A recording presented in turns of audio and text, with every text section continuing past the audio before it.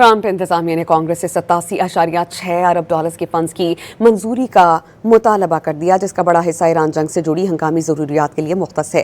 White house کے مطابق اس funding میں سے 67 ارب ڈالرز محکمہ دفاع کے لیے ہیں، جس میں 21 ارب ڈالرز اسلحہ اور گولہ بارود، 17.3 ارب ڈالرز آپریشنل اخراجات اور 12.1 ارب ڈالر خفیہ پروگرامز کے لیے رکھے گئے ہیں۔ باقی رقم غیر متعلقہ اقدامات کے لیے ہے، جن میں 11 ارب ڈالرز امریکی کسانوں کے لیے اور 1.4 ارب ڈالرز وسطی افریقہ میں ایبولا کے پھیلاؤ سے نمٹنے کے لیے شامل ہیں۔ تاہم اس تجویز کو کانگریس میں سخت مخالفت کا سامنا ہو سکتا ہے، کیونکہ ایران کے ساتھ تنازع ووٹرز میں غیر مقبول ہے اور رواں سال نومبر میں وسط مدتی انتخابات ہونے جا رہے ہیں۔